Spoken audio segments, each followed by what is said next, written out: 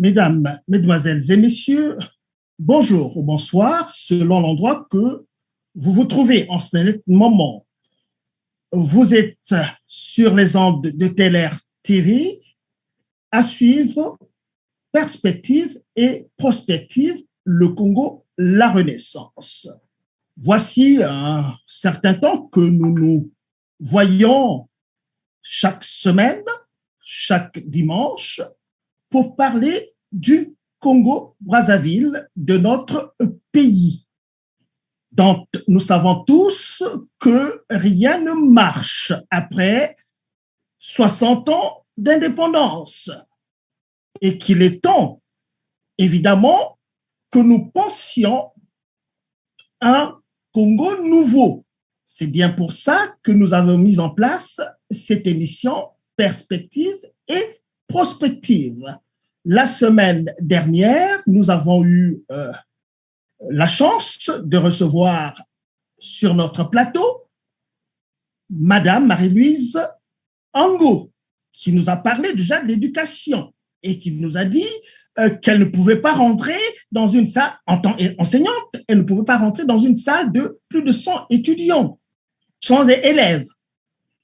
Aujourd'hui, nous revenons sur la même thématique, vu que l'importance que nous accordons à l'éducation, qui malheureusement, au Congo-Brazzaville, est le parent pauvre des budgets d'État, avec la santé, deux secteurs pourtant névralgiques.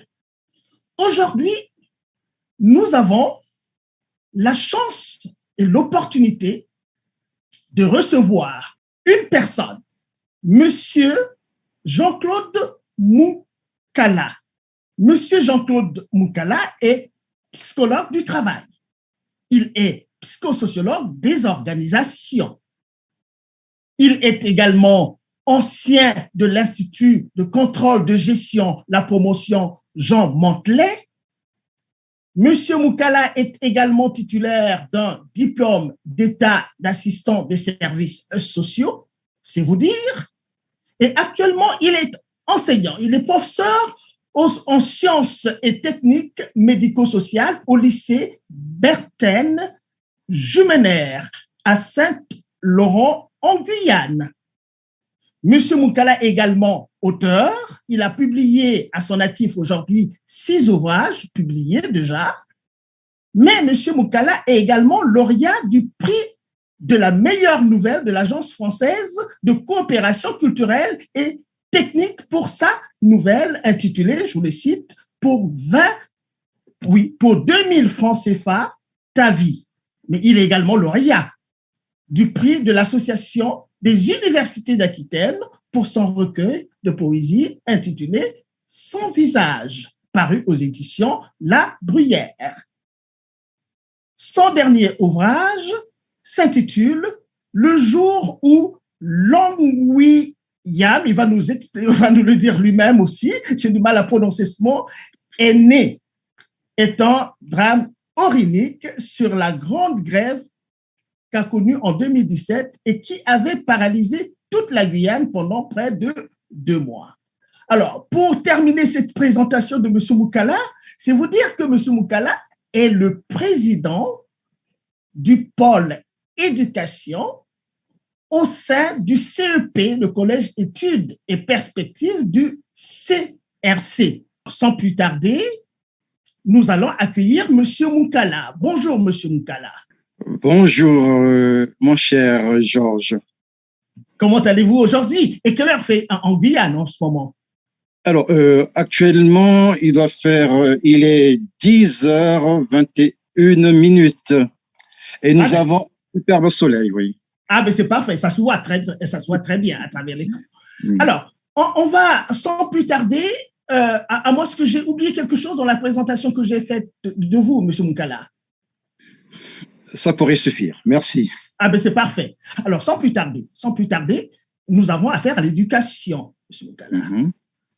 Bon, la première question que je vais vous poser comme ça pour ouvrir, n'est-ce pas, notre bel échange, c'est assez curieux que le système éducatif au Congo-Brazzaville, qui est la réplique du système français, et pour cause, l'histoire est passée par là, on ne la rechigne pas. Mais l'éducation marche très, très, très bien en France. Comment ça se fait qu'au Congo-Brazzaville, ça ne marche pas?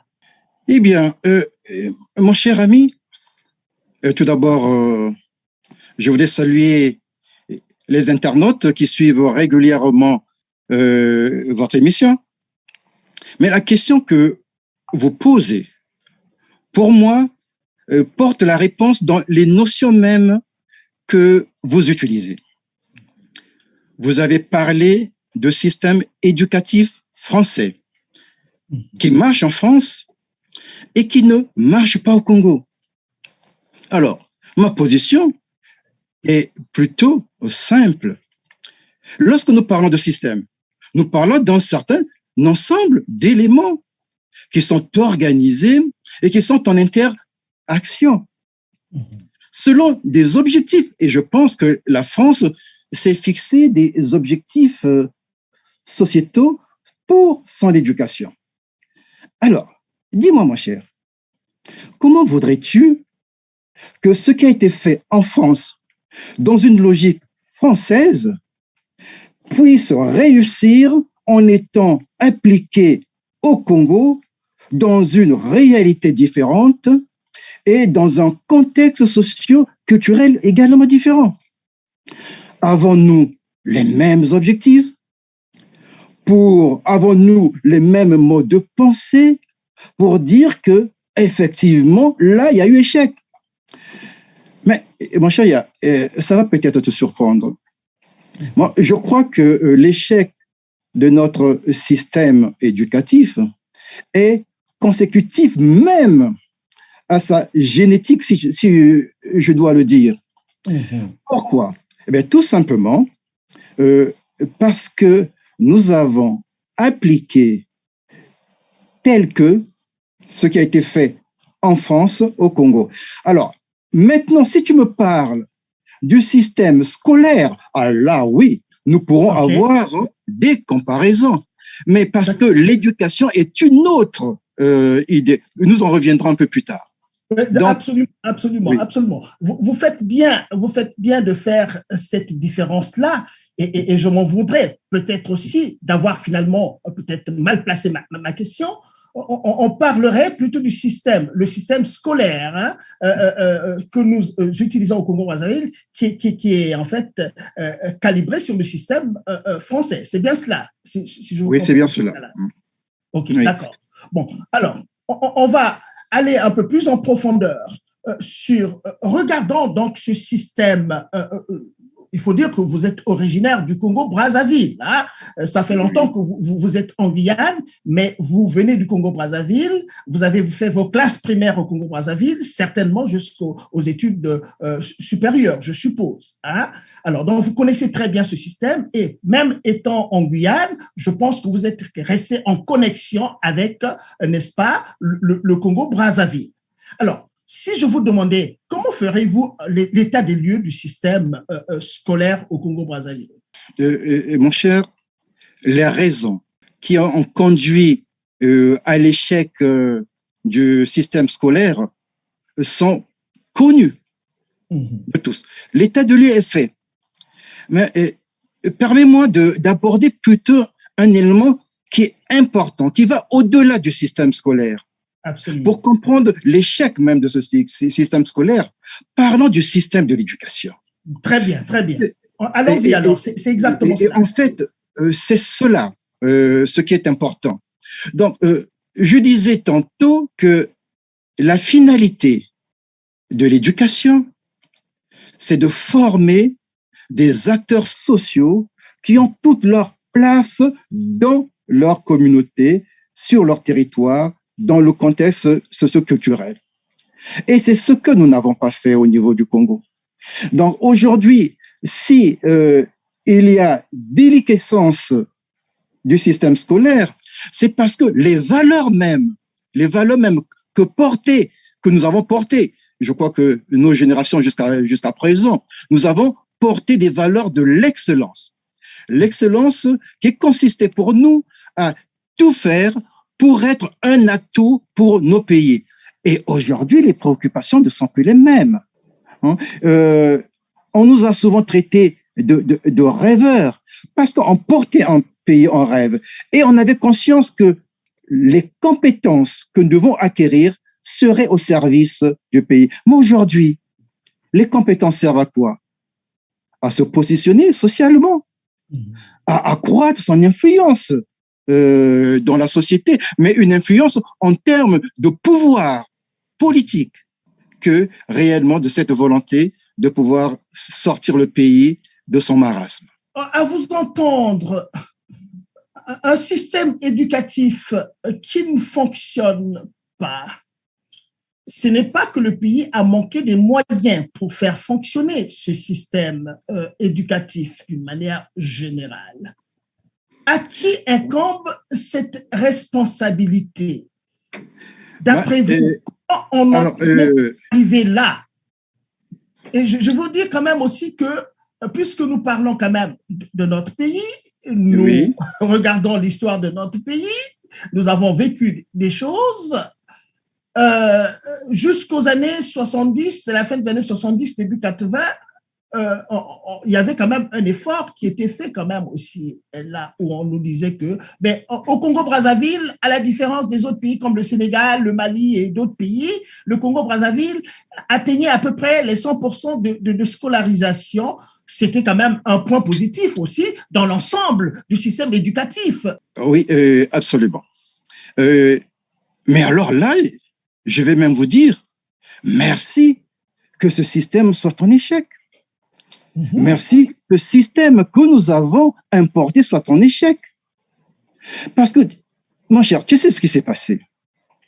En fait, on n'a pas construit un système éducatif pour former des Congolais pour le Congo, mais on a formé des Congolais pour la France. Nous sommes devenus Français au Congo.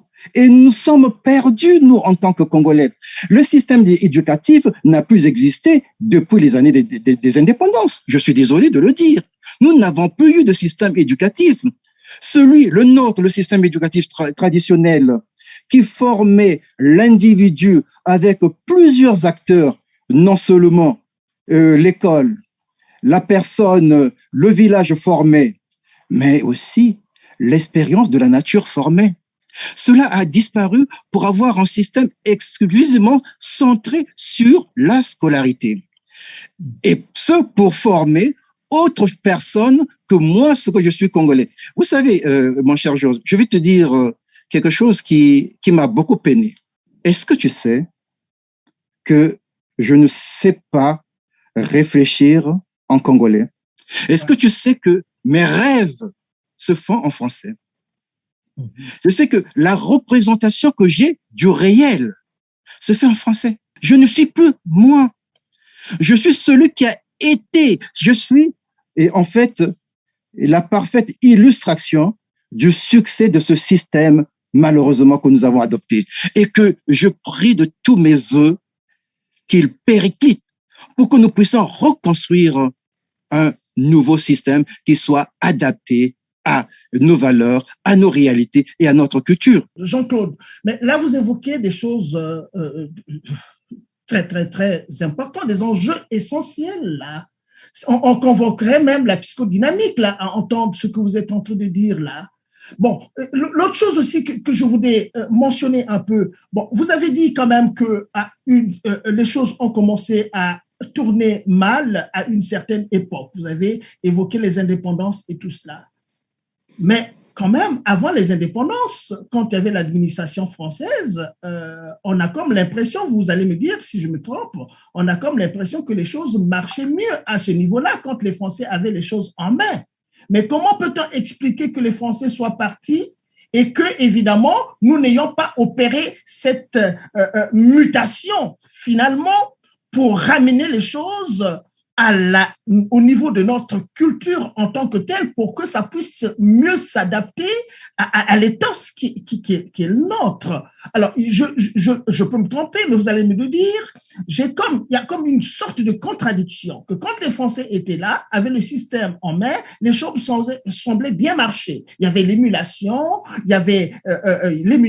qui était très bien là. Nous avons des frères aînés qui ont vécu ce système-là et qui nous disent que c'était bon à l'époque. Alors, qu'est-ce qui a dû se passer? Que fait un système qui s'est établi? Mais il mettra tous les moyens pour que ça fonctionne. Et mon cher, penses-tu que ce système, en quittant la place forte, te laisserait tous les atouts pour ne pas le regretter? Il n'organiserait pas une sorte de situation, je ne dirais pas de chaos, mais même dans les pensées, pour qu'il soit toujours ce système référent? En d'autres termes, est-ce que, en partant, le colon a donné les atouts à ces pays pour être réellement indépendants?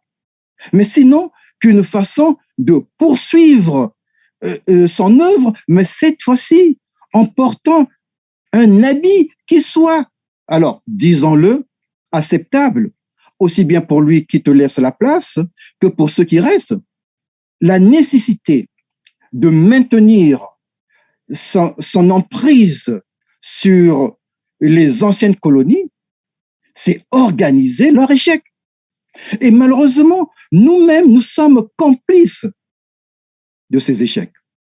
C'est nous qui les avons légitimés, c'est-à-dire que nous, les intellectuels, les hommes politiques, on n'a pas compris que dans cette relation que nous devions avoir avec notre ancienne, Post-coloniale. Oui, disons, coloniale, c'est que nous devons lui imposer une relation, je dis bien une relation, c'est-à-dire une situation où on est dans une sorte d'osmose, du donnant-donnant, parce qu'il n'est pas question de nous enfermer dans une bulle. Nous faisons partie du monde. Mais le monde doit prendre conscience que nous sommes. Et la prise de conscience de ce que nous sommes revient à un système éducatif spécifique, un système éducatif qui est certes forgé, qui prend en lui tous les apports des autres, hein, ce que peuvent apporter les autres, la science, mais également nos apports. Or, nous avons disparu dans ce système éducatif. Voilà pourquoi j'appelle tous mes voeux qu'ils disparaissent. Oui, monsieur Jean-Claude, je comprends très bien parce que à t'entendre parler, ben, tu mets l'accent sur l'emprise que continue à exercer l'ancienne puissance coloniale sur le système éducatif. Mais attendez, cela va sans dire. Le général de Gaulle l'avait bien dit après les indépendances. Oui, mais ces pays qui étaient avant sous notre administration, qui nous ont demandé de partir, ben, qui nous demandent notre expertise. Mais pourquoi nous la lui donnerons si ça ne vaut pas la peine? Et ça rejoint la pensée bien connue du général de Gaulle que les pays n'ont pas d'amis, ils n'ont que d'intérêts. Donc, la posture de la France qui est partie, c'est une posture, c'est de bonne guerre pour la France. Mais maintenant, si on regardait un peu, c'est peut-être aussi ça la question que j'avais prévue, et mettons l'accent sur notre propre responsabilité, puisque les indépendants, ça veut dire que vous êtes autonome désormais, occupez-vous de vos affaires. Donc, créer des systèmes qui soient adaptés à votre culture en tant que telle, créer des universités qui soient adaptées à votre culture, écrivez des livres pédagogiques qui soient adaptés à votre culture, et cette liberté nous a été accordée puisqu'on a eu l'indépendance. La liberté nous a été accordée sans les moyens de la vivre.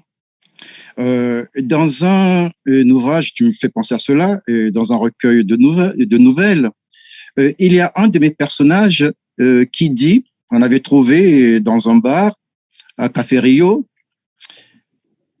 avec une bouteille de bière, une jolie femme, et qui disait, Dieu m'a fait belle. Il m'a donné l'éclat de rayonner. Mais il ne m'avait pas dit que je pouvais me brûler dans mon propre éclat. Aujourd'hui, j'ai le sida. Je ferme la parenthèse. Voilà. Ce que je veux dire, c'est que oui, nous avons reçu cette liberté. Mais moi, Jean-Claude Moncala, je suis encore entravé par ce que j'ai possédé. Je t'ai dit tout à l'heure que je suis incapable de réfléchir.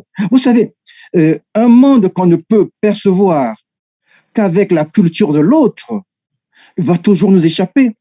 Moi, je crois que la première prise de conscience que nous devons avoir, c'est reconnaître tout le travail que nous avons à faire, à nous décoloniser mentalement, c'est-à-dire tous les intellectuels, à repenser notre façon de percevoir la réalité. Lorsque nous arriverons, à ce moment-là, nous redeviendrons fils d'un sol, d'un territoire, et nous pourrons penser. Aujourd'hui, c'est vrai, mais l'effort que nous faisons, c'est un effort intellectuel. Mais nous pensons toujours avec un système de référent qui nous vient d'ailleurs. Et je vous assure, tant qu'on ne se remettra pas en question tout d'abord soi-même, on peut critiquer ceux qui sont là, mais si nous restons dans les mêmes paradigmes, d'ailleurs, tu as souvent l'habitude de l'évoquer, si nous restons dans les mêmes paradigmes, je t'assure, nous sommes en train de créer les conditions d'échec des futurs intellectuels. Parce que nous n'aurons pas changé. Notre volonté ne suffira pas. Je ne sais pas si je me fais comprendre. Oui, mais oui. Clairement, je vous suis très, très, très bien. Bon, maintenant, quand on a dit tout cela, Jean-Claude, oui. Maintenant, qu'est-ce qu'il faut faire? Quelles sont les voies de réforme? Parce que là, tu viens de dire des choses. Bon, regardons ce qui existe. L'éducation primaire a commencé par la maternelle même jusqu'au débutant. En fait, le premier cycle est essentiel. C'est là que ça commence. C'est là qu'on devait mettre le paquet. Mais à l'autre extrémité, quand on pense à l'éducation supérieure, on se dit que, écoutez, à l'éducation supérieure, c'est là où on forme des experts qui seront utilisables sur le terrain. C'est-à-dire, on forme des gens qui se forment à leur intelligence dans le système éducatif. Mais maintenant, regardez un peu, je vous donne encore cet élément pour que vous intégrez dans votre analyse. Quand on voit au Congo-Brazzaville, le système universitaire, par exemple, est bancal. La preuve, nous venons toujours en Occident. Nous allons toujours former les experts de l'éducation supérieure chez les autres et qui doivent revenir, n'est-ce pas, officier chez nous. Et ça pose le problème, évidemment, qui est au centre, n'est-ce pas, de ta pensée, Jean-Paul. Comment régler ça? Comment envisager, évidemment, une nouvelle perspective par rapport à étant conscient, n'est-ce pas, de tous ces problèmes, ces enjeux? Alors, je vais te rassurer. L'analyse que tu viens de faire sur le système scolaire, c'est tout ce qu'il y a de plus facile. Pour moi, c'est tout ce qu'il y a de plus facile. Le plus difficile, c'est en donner un sens. Absolument. Que ce soit de la maternelle jusqu'à l'université, donner un sens. C'est-à-dire poser tout d'abord le point de l'éducation. Qu'est-ce que nous entendons par l'éducation? Parce que jusque-là, on est encore dans un raisonnement de reproduction d'un système qui est venu ailleurs. Alors, moi, je suis en train de réfléchir, et je vais vous le partager, sur un système éducatif à l'image d'un arbre. OK. C'est-à-dire, dans un premier temps, il faut penser ce qu'est le système, l'éducation. Et ensuite, on verra les différents sous-systèmes, que ce soit la maternelle, que ce soit l'apprentissage, que ce soit l'université, qui viendront s'articuler. Alors, c'est quoi pour moi un système éducatif? C'est un système qui part de la base, c'est-à-dire des racines. J'aurais même tendance à dire, là, on est dans un système éducatif, alors, radiculaire. C'est-à-dire que les racines, c'est notre histoire. Les racines, c'est notre expérience. Les racines, ce sont nos traditions. Ce sont nos valeurs. C'est l'élément de base de notre éducation. Et ces racines se retrouvent dans un tronc. Le tronc représente les objectifs de l'éducation que nous voulons avoir. C'est-à-dire aussi une sorte de pont, d'intermédiaire entre les racines et les branches. C'est ça. La culture, ce que nous voulons donner à notre société, à nos élèves, y compris tout simplement aux citoyens, c'est un tronc. Et à ce tronc-là va s'ajouter des branches. Et les branches, là, nous sommes en plein dans le système scolaire. Hein? Ce sont les enseignements, les feuilles, ce sont toutes les connaissances que nous devons acquérir dans les différentes disciplines. Les branches, ce sont les apprenants. Et l'image de la branche, c'est que la branche est ouverte aux alizés, aux vents qui viennent d'ailleurs, qui vont l'enrichir. Donc, nous ne sommes pas coupés des autres, de la culture, même de la France, de tout ce qui se fait, qui peut nous enrichir. Et tu sais pourquoi? Cela n'est pas pour nous, cela ne sera pas pour nous une préoccupation, parce que après être affermis par les racines, nous pouvons par le tronc être debout parce que nous savons ce que nous voulons et nous pouvons recevoir sans peur de disparaître. Ça, c'est cela pour moi, ce que le système éducatif. Et une fois la communauté des intelligences, ce que moi j'appelle la communauté des ressources congolaises, alors je n'exclus personne. Toutes les personnes qui pensent le Congo, toutes les personnes qui ont quelque chose à partager avec nos valeurs, eh bien, ces personnes-là, ensemble, permettent de définir ce tronc, l'orientation. Et après les moyens, le système scolaire reviendra de soi.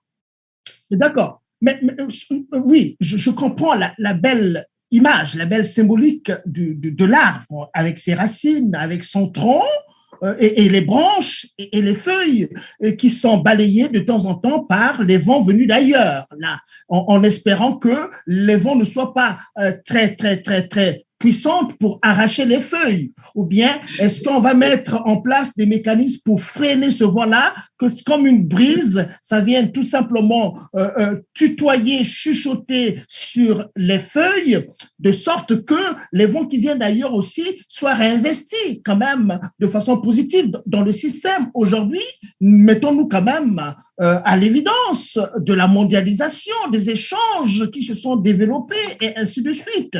Donc, cette donnée-là est quand même très importante, et on interroge aussi ce qu'est notre culture dont tu parles, Jean-Claude, tout en sachant que la culture s'oppose à la nature aussi. Donc, la culture est changeante aussi. La culture se nourrit des apports extérieurs pour se renforcer, pour donner plus de tonus au tronc. Ouais, et tu as raison. Est-ce que tu sais la caractéristique des branches qui cassent ou des feuilles qui s'envolent? Elles sont sèches. Elles n'ont plus de sève.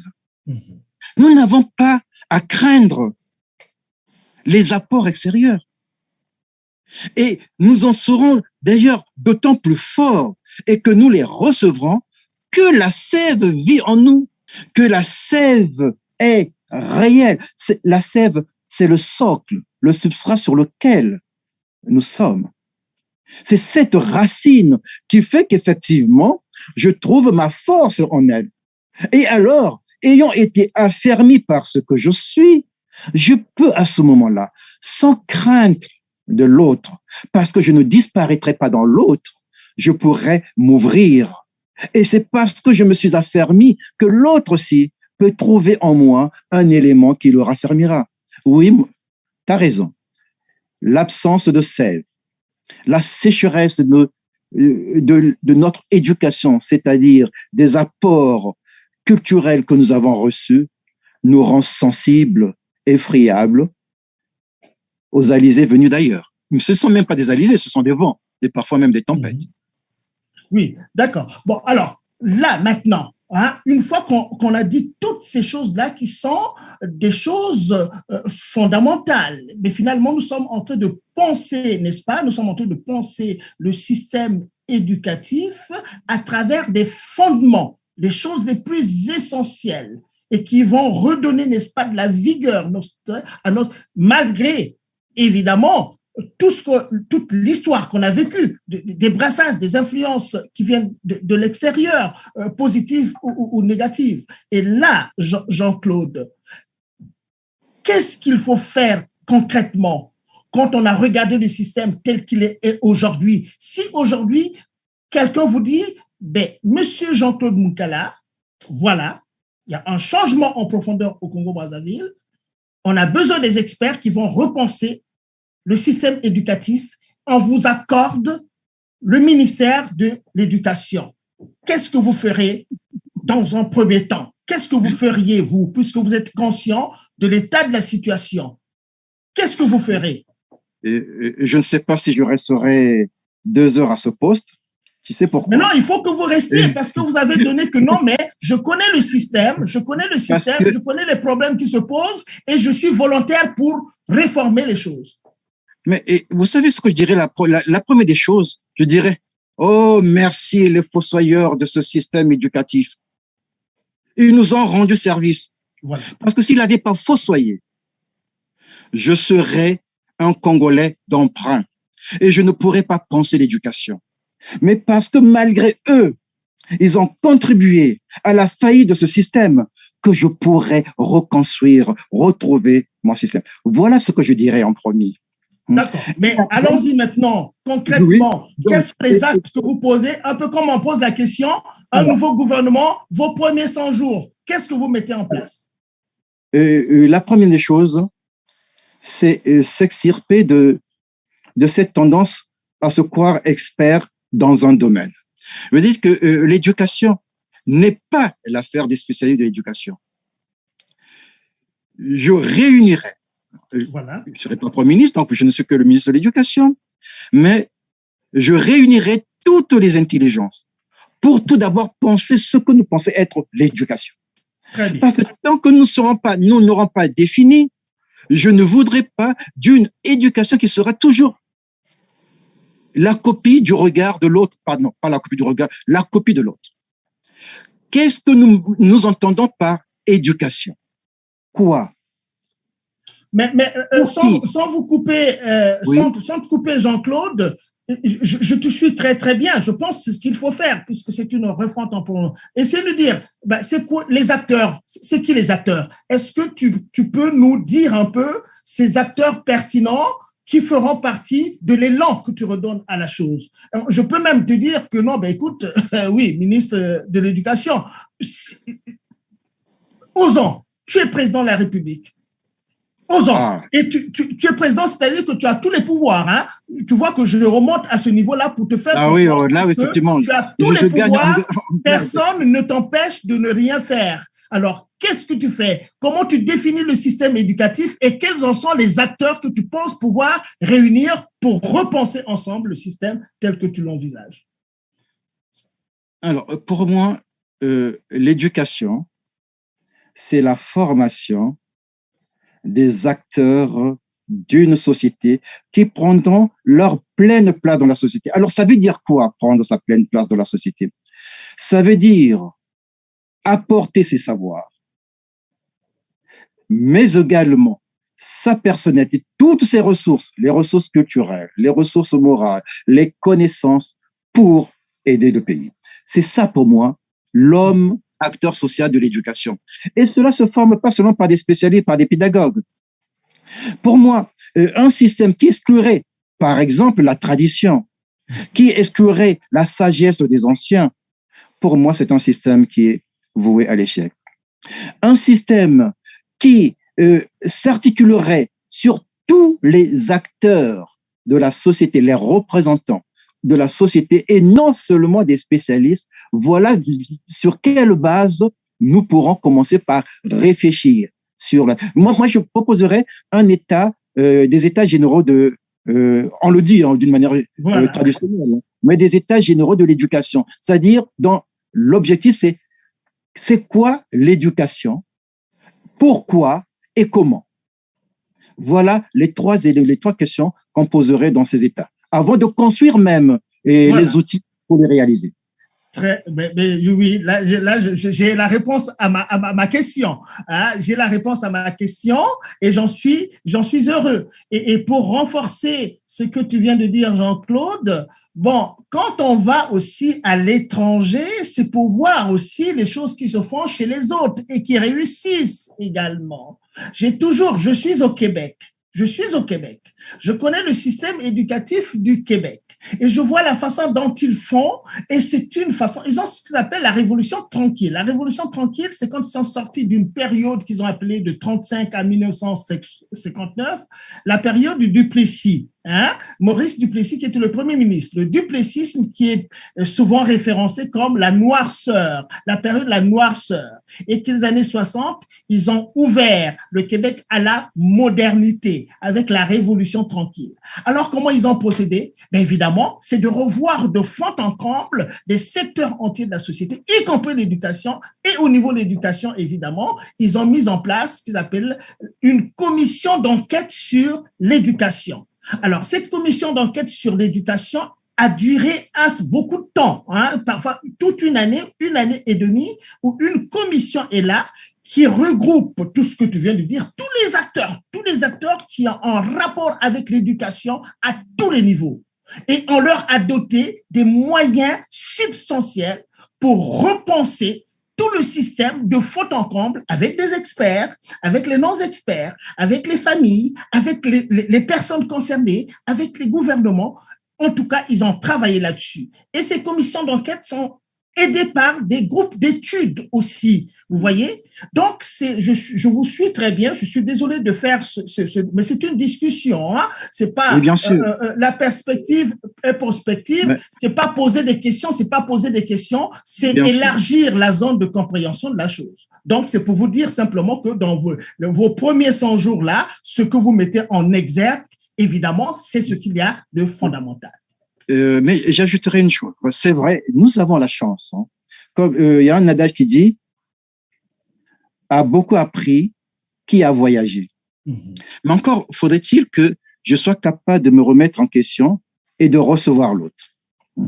Ces états généraux ne pourront pas se faire sans, je vais plus qu'un état des lieux, sans un bilan critique de ce qui a été, de ce qui n'a pas fonctionné. Et peut-être aussi de ce qui a fonctionné. Parce que en introduction, tu parlais, par exemple, de ce qui ne marche pas. Mais moi, je dis de ce qui marche dans le chaos. Et oui, même dans ce désordre, il y a des choses. Il y a des personnes, alors que notre pays va à reculons, mais il y a des gens qui, malgré tout, marchent de l'avant. Alors que nos pays organisent la faillite, il y a des individus qui trouvent des ressources même dans cette faillite pour être. Et c'est ça. Hein, c'est ces hommes qui n'abdiquent pas, qui pour moi est la raison même de notre espérance. Ce sont eux qui portent notre espérance. Donc, faire un état des lieux, voir ce qui a marché et ce qui ne marche pas, ce travail est intimement lié donc aux états généraux. On part aussi de ces expériences, comme tu viens de le dire, depuis, et même je dirais avant les indépendances, jusqu'à ce que nous sommes. Et c'est ça qui nourrira notre réflexion. Puisque nous parlons d'une réalité qui est bien précise, qui est la réalité du Congo-Brazzaville, ne l'oublions pas. Bon, quand on regarde le système aussi, on voit, heureusement qu'on a les médias sociaux, Jean-Claude. Hein? Avec les médias sociaux, nous sommes informés. On a beau critiquer les médias sociaux, mais nous sommes parfois informés en temps réel. En temps réel. Quelqu'un va quelque part, filme quelque chose et met sur les boulevards des médias sociaux et le monde entier est au courant de ce qui s'est passé au Congo-Brazzaville. Donc, nous sommes au courant que, écoutez, le système éducatif au Congo-Brazzaville, il y a des ministres qui ont des écoles privées. C'est-à-dire, c'est comme si c'est des écoles privées prédominent au Congo et quand ils ont des écoles privées, ils sont ministres, ils sont dans le système, ils mettent tous les moyens dans cette école privée. Et c'est privé, ce qui veut dire qu'on met l'argent public dans ces écoles-là et on en tire le bénéfice pour soi.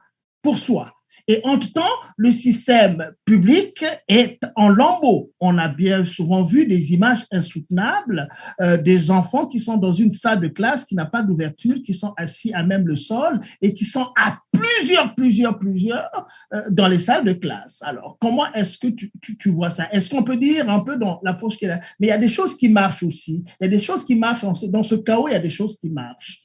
Est-ce que les choses qui marchent, ce seraient des écoles privées qu'on essaie de construire par-ci pour eux, qui sont très, très belles du reste, en tant que tel? Je ne sais pas si tu comprends ma question.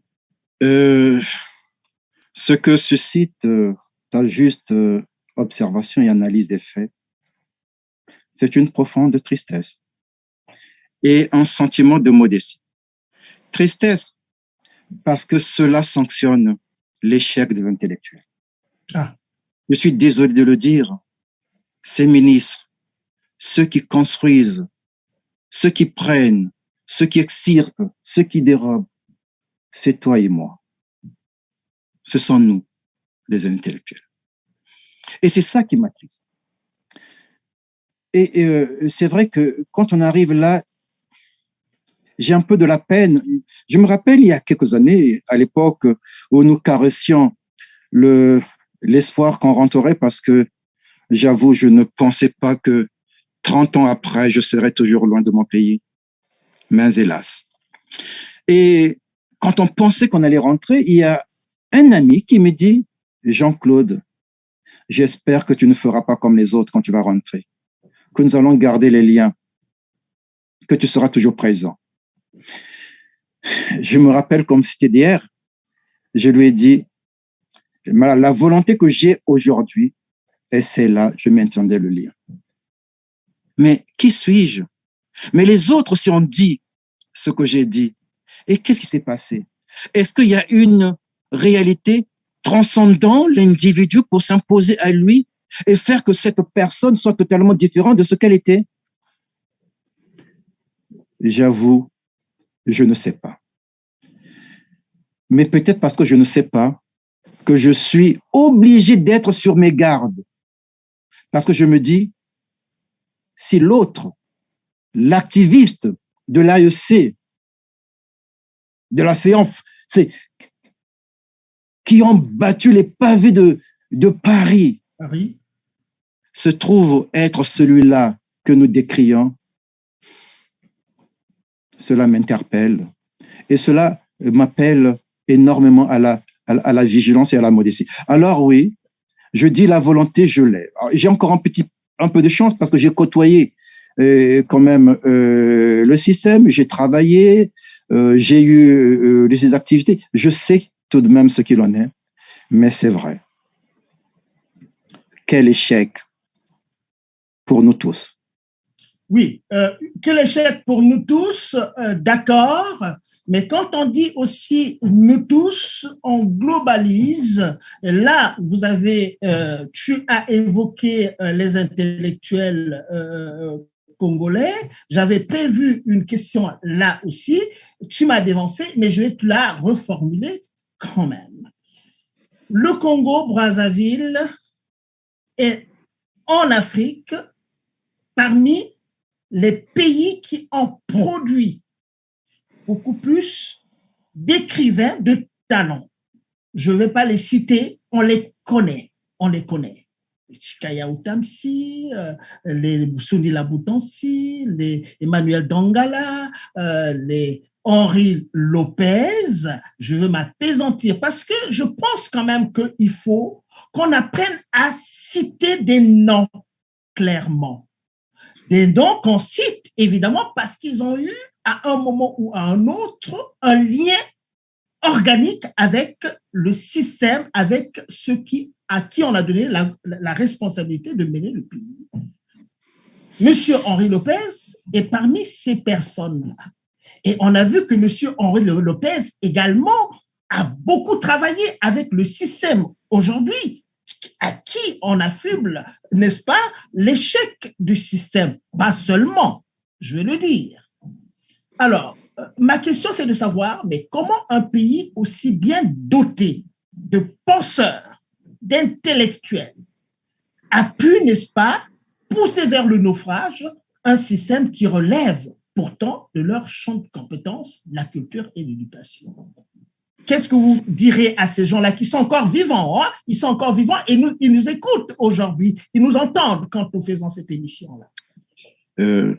Tout d'abord, je les rends hommage. J'ai une expérience personnelle, je me rappelle, je devais être en première ou terminale première.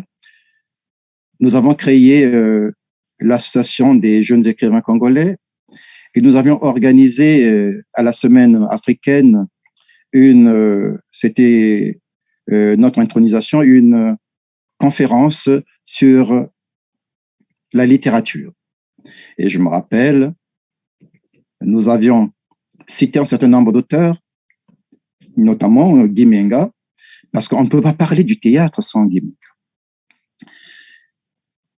Et on s'est rendu compte, cela nous est revenu aux oreilles, que dans l'assistance, il y avait des agents de la sécurité d'État qui étaient très mécontents. Et ils ont fait un rapport, soi-disant, que nous, notre association, j'en étais à la tête, avec Kaya Makele, avons réuni les intellectuels, on était des lycéens, avons réuni des intellectuels pour pouvoir parler des auteurs censurés. Alors, ça a été grave, d'ailleurs.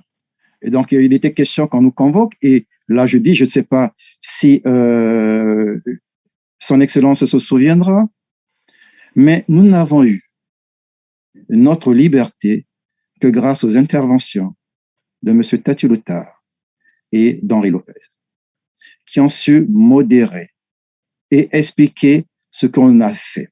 Sinon, nous étions partis pour des mesures très, très dures. Alors, je leur rends hommage parce que c'est vraiment l'occasion de pouvoir penser. Mais en même temps, je crois que nous n'avons pas accompli notre devoir. Mais est-ce qu'on avait cette possibilité? Oui. Je me rappelle que moi, je m'étais, par exemple, rapproché de Tati Loutard. À l'époque, il était ministre de la Culture. Et moi, je suis un passionné. Il y avait un groupe qu'on appelait les Balka Sound. Un groupe qui faisait de la musique traditionnelle, mais on l'a modernisé. Ouais, je me souviens. Et il y avait également un jeune qui faisait quelque chose de remarquable, Nzongosu, sur le plan du folklore. Et j'ai milité pour que le ministère valorise ces talents. Malheureusement, en vain. Donc, parfois, il y a, c'est vrai, la chape du pouvoir. Et l'homme qui a la volonté se laisse écraser par cette chape et on n'a plus la capacité d'agir. Et ça, c'est vraiment dommage. Mais tu me diras peut-être que ça peut être désespéré, que tant que nous aurons aux responsabilités des personnes qui n'auront pas compris, il ne nous resterait plus qu'une chose. Mais est-ce que, Jean-Claude, c'est un problème de comprendre? Est-ce que c'est un problème de comprendre? Ceux qui sont au pouvoir, citons-le, prenons l'habitude de les citer. Citons M. Denis Sassou Nguesso. On ne peut pas ne pas le citer puisque c'est lui quand même qui a marqué l'histoire du Congo d'une empreinte indélébile qui est plus restée au pouvoir. Le citer, ce n'est pas l'insulter. Le citer, ce n'est pas, je ne sais pas. Mais il faut le citer. Mais monsieur Denis Sassou Nguesso a un rapport des plus privilégiés, a un consortium de conseillers. Et ces conseillers connaissent quelque chose là-dedans quand même. Alors, à quoi bon être ministre si vous avez été ministre parce qu'on vous a choisi sur la base de votre expertise, donc votre connaissance étendue dans le domaine auquel on vous donne, n'est-ce pas, de diriger. Donc, est-ce que ce n'est pas autre chose que de comprendre seulement parce qu'il a toute la possibilité de comprendre à partir de ses conseillers, du moins, qui ont l'expertise? C'est une notion que j'utilise avec la notion de conseiller, Je l'utilise avec beaucoup de prudence. Okay. Est-ce que nos chefs de département et même le chef de l'État, M. Denis Sassou Nguesso, sont entourés de conseillers ou alors de courtisans? Est-ce que nous avons cette capacité, nous nous sentons ce devoir de dire, Monsieur le ministre, Monsieur le Président, nous pensons que, est-ce que nous avons cette capacité? Mais la première des choses à laquelle nous pensons, c'est notre poste. C'est-à-dire que si je contredis le ministre, le chef d'État, je perds mon poste. Et je vais témoigner, mais c'est parfois à tort. Parfois à tort. Moi, j'ai travaillé avec le ministre Bossokou Mbumba. Je n'ai jamais compris. Moi, j'étais jeune, j'avais tout juste une licence, mais je n'avais jamais compris que des anciens avaient autant de difficultés à oser porter les idées au ministre. J'avais du mal. Et pourtant, M. Bossokou Mbumba, j'étais, bon, le mot n'est pas haïssable, non. C'est une expérience. Non, le mot n'est pas haïssable. Oui. Jean-Claude, tu dis les fonctions que tu as eu à assumer avec objectivité. Parle de toi parce que tu les as assumées. Voilà, il n'y a pas de moi qui soit haïssable. Et j'avais, mais avec une sorte de hardiesse, d'inconscience, mais j'osais dire régulièrement au ministre, Monsieur le ministre, vous avez tort. Monsieur, je le contredisais. Et lui, à chaque fois, en tout cas sur à peu près, disons, 99% d'objections, j'avais tort 99% de fois. Et il m'apprenait. Et d'ailleurs, il m'avait toujours dit, Monsieur Mikala, l'avantage que vous avez avec les autres, c'est que, ayant fait l'université, vous avez la capacité à réfléchir. Mais tout le travail s'apprendra sur le terrain. Donc, apparemment, quelqu'un d'ouvert, mais comment se fait-il que nous, en tant que conseillers, on se fixe de ces barrières qui nous empêchent d'être efficaces? Voilà le problème des conseillers au niveau de nos chefs de département. C'est-à-dire qu'il y a une sorte d'auto-censure, mais que je pourrais aussi comprendre. Parce qu'il y a eu des antécédents, il y a des gens qui ont osé et qui ont eu les conséquences qu'ils ont eues. Alors, nous, lorsque nous sommes généralement les seuls soutiens des nôtres, de nos familles, on hésite. Voilà, très bien. Alors, on va aller vers la fin de notre entrevue, mais la semaine dernière, Monsieur Moukala, Jean-Claude, on a vu une initiative du gouvernement Coliné Makosso qui, moi, personnellement, m'a interpellé et continue à m'interpeller. Et je pense que dans les jours qui viennent, ils vont mener une campagne de recrutement à Paris. Hein? C'est dans la presse, dans les médias sociaux, il n'y a plus que ça. Et ils sont bien contents de piloter cette initiative-là. Ils vont venir à Paris mener cette campagne de recrutement de jeunes Congolais à Paris pour les entreprises du Congo-Brazzaville. Alors, quelle réflexion vous pouvez faire par rapport à cette initiative? Je ne vous accable pas à vous poser cette question. En fait, d'emblée comme ça, je dirais que c'est malheureux. D'emblée, comme ça, je dirais que c'est malheureux. Comment peut-on se déplacer, venir rechercher des ressources? Qu'est-ce qu'on a fait? Est-ce qu'on n'a pas identifié des ressources dans un pays? Je ne connais pas les statistiques des diplômés sans emploi. Je ne sais pas. A priori, j'en suis choqué. Mais maintenant, si vraiment dans ce domaine, dans ce champ de compétences-là, ils ont cherché, qu'ils n'ont pas trouvé et qui se sont déportés en France, je n'en sais rien. Je ne connais pas ce dossier. Mais ça m'étonnerait.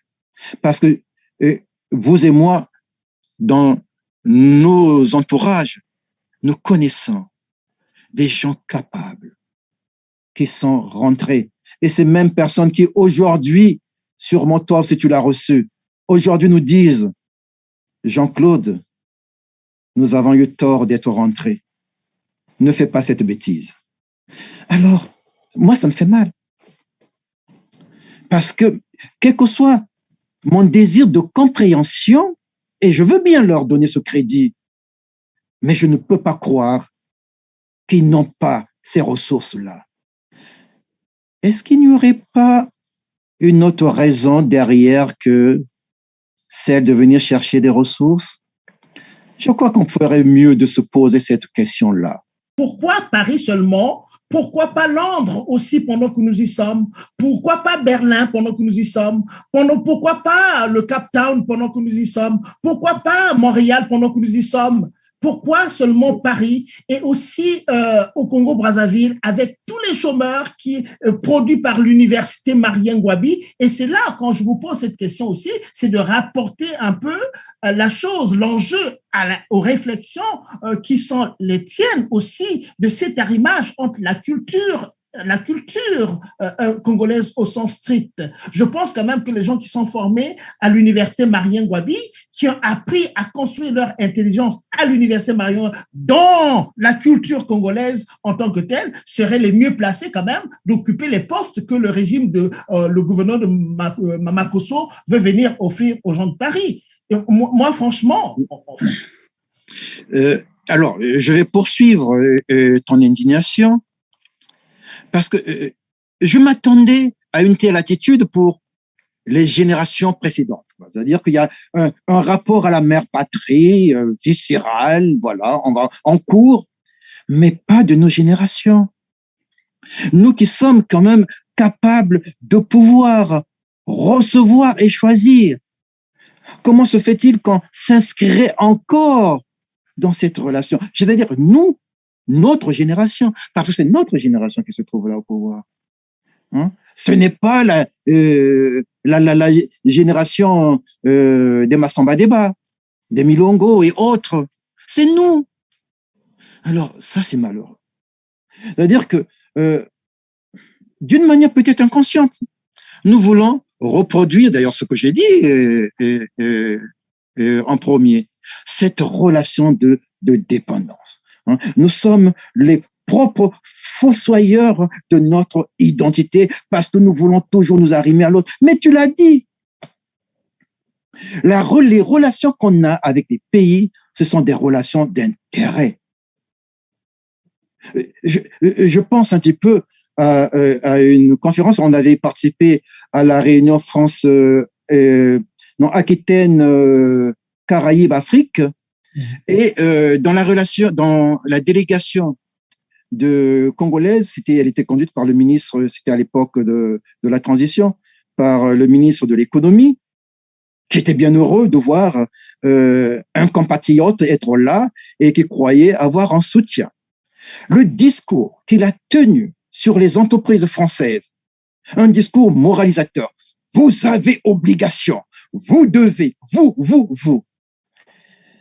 Et lorsque j'ai pris la parole, je lui ai dit, mais monsieur le ministre, les entreprises n'ont aucune obligation vis-à-vis de vos pays.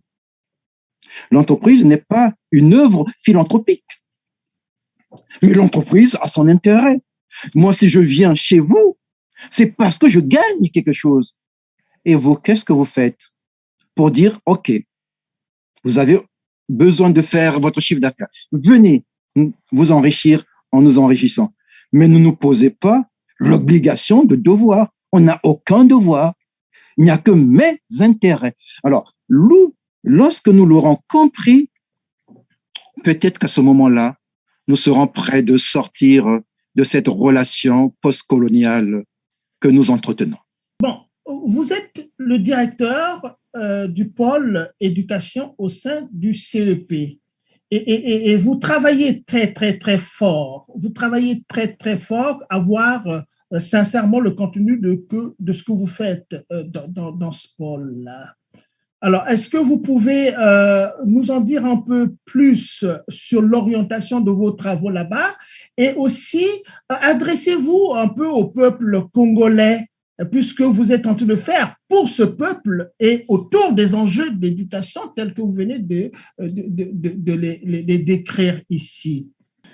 Alors, tout d'abord, au niveau du pôle jeunesse, culture et éducation, nous avons cette ambition de réfléchir sur la base d'un état des lieux, mais pas seulement au niveau du Congo. Parce que dans le pôle, nous n'avons pas que des Congolais, mais tous ceux qui sont mus par cette même volonté de redonner et de repenser la place de la culture, de la jeunesse et de l'éducation dans nos pays. Nous sommes en train de faire ce travail tout d'abord d'état des lieux. Ces états de lieux vont donner lieu à des études approfondies pour pouvoir asseoir un certain nombre de propositions pour que nos pays sortent de ce marasme que nous connaissons. Et je dis merci aux collègues qui nous entourent, qui, malgré leurs obligations, et nous les avons tous, arrivent à détacher de leur temps pour penser l'avenir de ces pays, pour penser, et tout particulièrement, l'avenir de notre pays, le Congo, que nous aimons. Sur la base de ce que vous venez de dire, mais quand vous adressez au peuple congolais, parce que tous les travaux que vous êtes en train de faire, ça peut arriver que ces travaux-là soient faits et que ça reste dans les tiroirs. Il faut quand même, et on va attendre que tranquillement, les gens qui sont au pouvoir comme ça, les Congolais continuent à les laisser faire puisqu'ils ont tout le pouvoir de rester, ils peuvent encore rester 1000 ans peut-être au pouvoir. Alors, quel serait le but? Qu'est-ce que vous pouvez dire aux Congolais en fait par rapport à ça? Je vous donne encore cet élément-là. Au CRC, ceux qui travaillent très fort au niveau du CRC ne se cachent pas non plus pour dire qu'écoutez, au point où nous en sommes, mais il faut que les Congolais prennent leurs responsabilités. Et il y a des textes, des chartes au niveau international qui disent que, écoutez, les peuples qui sont opprimés ont le droit à la révolte pour arrêter cela, puisqu'il a été bien identifié, la responsabilité du chaos actuel incombe au régime qui s'est installé, qui a eu des moyens énormes pour améliorer les choses et qui se trouve aujourd'hui en train d'aller quémander l'argent au FMI et qui aujourd'hui se trouve en train d'aller quémander, ils étaient en Arabie Saoudite, là aussi c'est un échec là-bas, ils sont venus à Paris faire la courbette dans les bureaux des ministres français ici, ils n'ont rien obtenu. Donc il y a quand même un état, quelque chose de très clair, c'est des faits, hein, c'est des faits qui sont, on n'invente rien, ce sont des faits, ils n'ont pas d'argent, ils n'ont pas les moyens, mais ils veulent toujours rester au pouvoir, ils ne pensent même pas à changer de perspective, à ouvrir un dialogue peut-être national, sans exclusif cette fois-ci, et aussi encadré par la communauté internationale, parce qu'aujourd'hui, on ne peut pas faire confiance à un régime tel qu'il fonctionne. Donc, les Congolais doivent prendre leurs responsabilités. Et quand on le dit, on est encadré par la loi internationale des droits de l'homme, que les peuples opprimés ont le droit à la révolte. Mais, mon cher ami, croyons-nous que les Congolais n'en sont pas conscients, ceux qui sont au Congo, qui le vivent? Croyons-nous qu'ils n'ont pas des velléités? Qu'est-ce qui expliquerait cela? C'est une question. Il n'y a aucun système dictatorial qui soit qui ne peut perdurer sans, à un moment donné, une sorte de, alors je dirais pas complaisance, mais de résilience de ce peuple. On fait le dos pour que ça change. Il faut le comprendre de notre côté. Je ne demanderai pas à prendre les armes, ce n'est pas dans ma nature.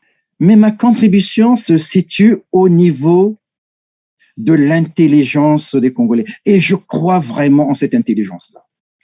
Maintenant, le problème, c'est comment je fais pour partager ce que je crois, ce que je veux, dans les conditions qui sont celles-là, en sachant que on ne mobilise les gens que sur la base de leurs intérêts, et en sachant que tout pouvoir cherche à se maintenir. C'est une donnée dont il faut prendre conscience. Comment je fais? Alors, je suis désolé, moi, j'en suis encore à la réflexion, mais je pense que le travail consiste à trouver les moyens à ce que le peuple prenne de plus en plus sa destinée, mais la conscience de ce qu'il veut être, et nous les aidons, parce que le peuple, c'est aussi nous. Nous donnons les moyens de pouvoir y arriver. Et ça, c'est un travail sur lequel nous devons travailler. Nous devons nous atteler. Je suis désolé, merci. Mais je n'ai vraiment pas... C'est difficile. J'avoue, là, atteindre en ce moment mes limites. Tu sais, ça, je devais peut-être pas le dire, mais c'est une réflexion que je porte depuis quelque temps. Et même d'un essai politique, parce que j'ai peut-être cette petite compétence de pouvoir aligner 2 ou 3 mots.